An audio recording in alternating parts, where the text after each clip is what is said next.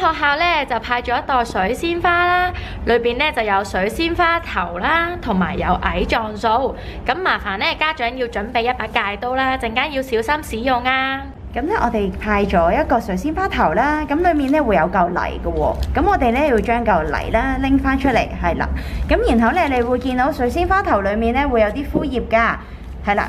咁你就要搣一搣啦，直到咧佢變成白雪雪咁就可以㗎啦。咁呢個步驟咧就可以小朋友都可以幫手㗎喎。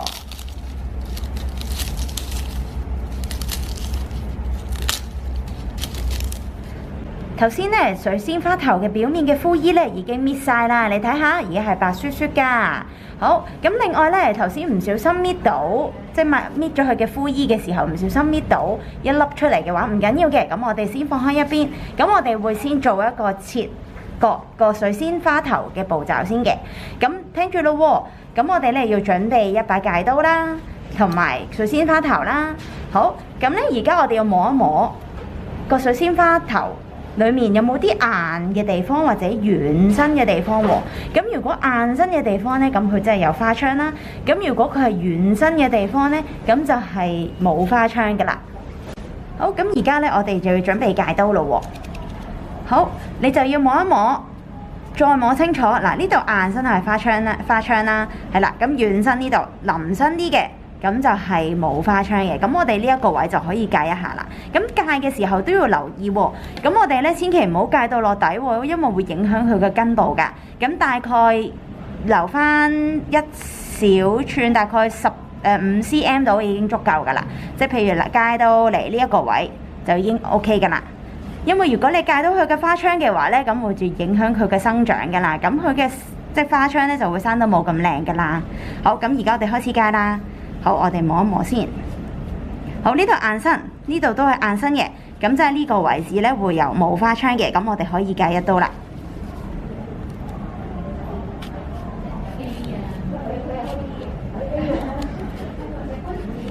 咁咧，我哋點解要戒水仙花頭咧？就係因為咧，我哋咧要令到佢啲花啦開得靚啲啦，有足夠嘅空間可以生長嘅。好啦，咁戒完呢一邊咯喎。咁就可以再摸下有冇啦。咁一個水仙花球咧，大概戒2至3刀啦。咁大概咧蓋到3至4層嘅表面就可以噶啦。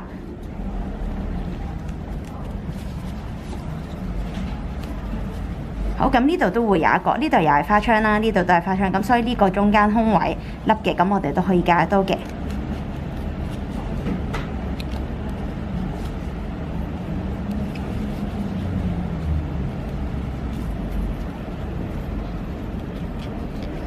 好，咁呢度咧又係硬身，又係有花槍嘅，咁呢邊都係，咁我哋呢個位置都可以戒一刀。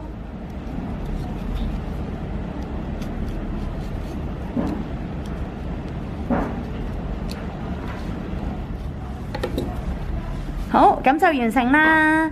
咁我哋咧頭先咧講到有一啲甩咗嘅地方咧，咁我哋唔緊要嘅，咁麻煩咧家長都要準備牙籤。咁我哋將牙籤可以分開一半，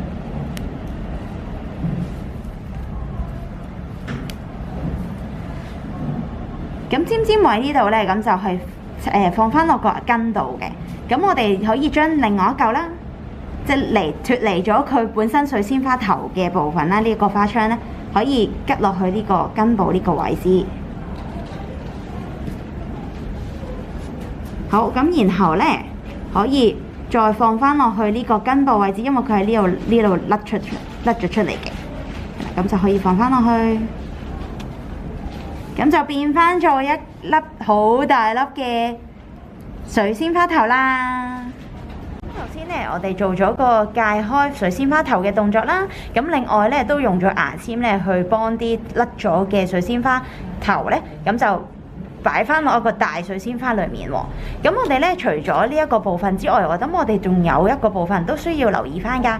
咁我哋咧呢度會有啲枯根嘅，係啦。咁我哋咧都要用戒刀，可能係刮一刮佢啦，係啦，就唔好咁大力喎，因為會傷到佢啲根嘅。好啦，咁我哋可以戒一戒，刮一刮先。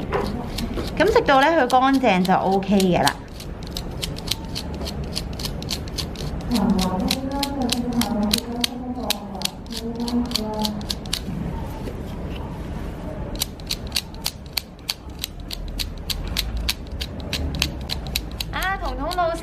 知道咧，每一日咧都要換水噶喎。係啊，冇錯啊。咁我哋咧第一日浸咗之後啦，咁我哋咧第二日都會見到啲黏液啊，佢會有啲黏液咧係正常嘅。咁所以咧到時咧將呢啲黏液清洗乾淨。咁另外咧呢盆水換咗佢，再加翻半包矮健素落去，咁就可以噶啦。咁我哋咧種植水仙花咧，咁就需要一個水仙花嘅盆啦。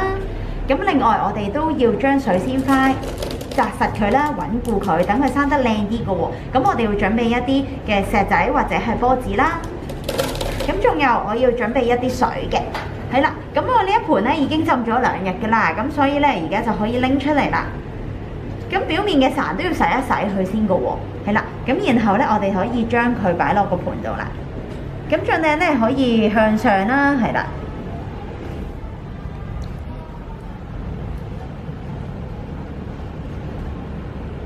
好，跟住咧就可以擺啲波子啊，或者係石仔落去穩固佢嘅。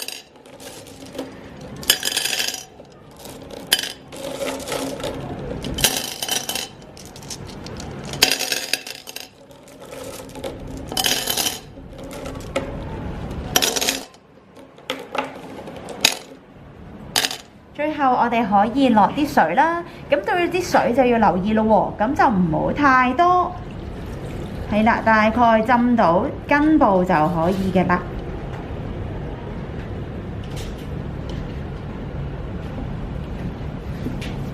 咁我哋嘅水仙花就完成㗎啦，記得咧每日要換水喎。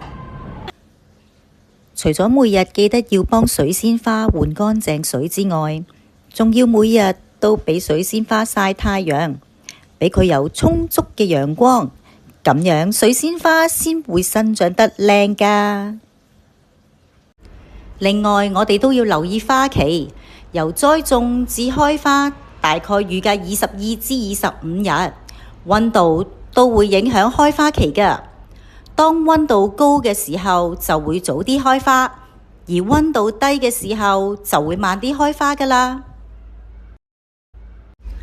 我相信各位家長同小朋友都會好悉心照顧水仙花，咁樣我哋可以用相機或者手機，請小朋友同家長同佢哋盤靚靚水仙花影相，參加我哋學校舉辦嘅水仙花攝影比賽，將水仙花最美麗嘅一面分享俾大家睇，就好似以下落嚟嘅相片咁樣。參加比賽嘅相片內容要有水仙花同人物嘅家庭合照，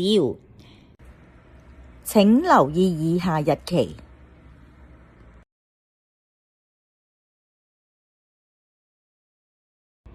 最後祝大家新年快樂，平安喜樂。